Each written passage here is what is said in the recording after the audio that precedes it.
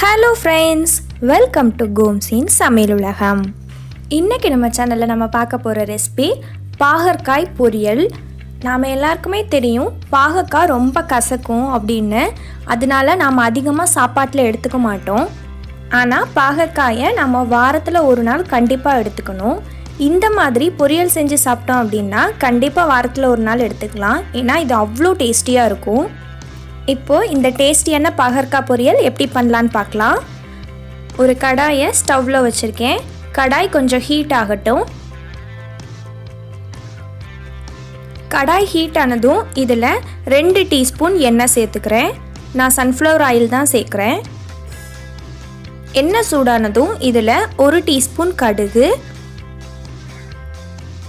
அப்புறம் 1/2 டீஸ்பூன் உளுந்தம்பருப்பு சேர்க்குறேன்.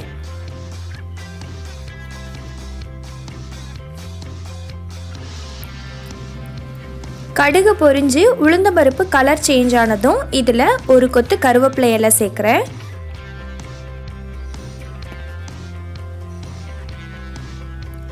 இப்போ இதில் ஒரு பெரிய சைஸ் வெங்காயத்தை சின்னதாக கட் பண்ணி சேர்த்துக்கிறேன்.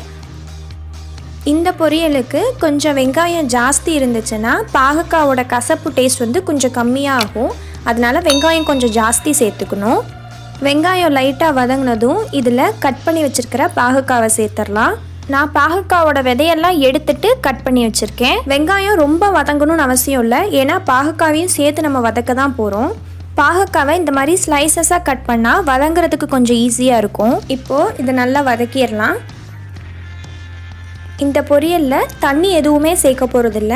முழுக்க முழுக்க இந்த மாதிரி ஓப்பனில் வச்சே தான் நம்ம ஃப்ரை பண்ண போகிறோம்.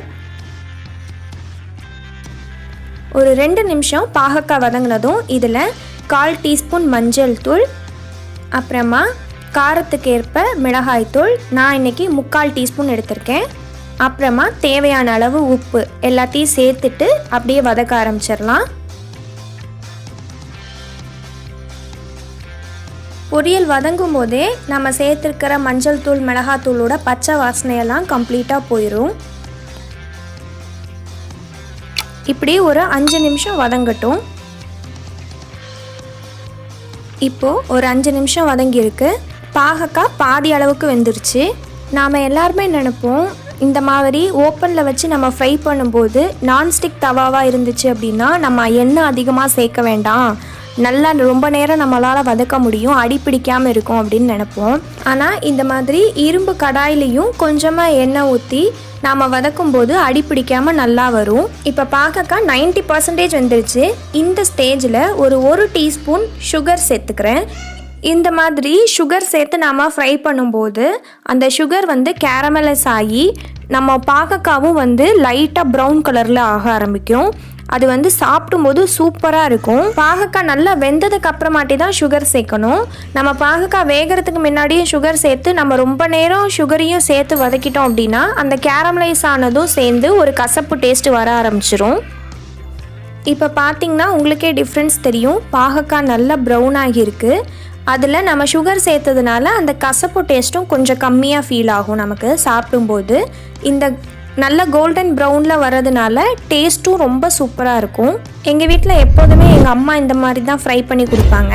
இந்த மாதிரி ஃப்ரை பண்ணி கொடுத்தா பாகக்காய் பொரியலை வெறும் தயிர் சாதத்துக்கே வச்சு சாப்பிட்லாம், அவ்வளோ டேஸ்டியாக இருக்கும். பாருங்கள், பார்க்குறதுக்கே ரொம்ப சூப்பராக இருக்குது. கண்டிப்பாக நீங்களும் இந்த மாதிரி பாகக்காய் பொரியல் உங்கள் வீட்டில் ட்ரை பண்ணுங்கள். ட்ரை பண்ணி சாப்பிட்டுட்டு எப்படி இருந்ததுன்றதை கமெண்ட்ல சொல்லுங்க. உங்களுக்கு இந்த வீடியோ பிடிச்சிருந்தா கோம்ஸின் சமையல் உலகம் சேனலுக்கு சப்ஸ்கிரைப் பண்ணுங்க. அப்படியே அந்த பெல் ஐகானையும் கிளிக் பண்ணுங்க. Thank you for watching. சுவை மனம் எங்கும் பரவட்டும்.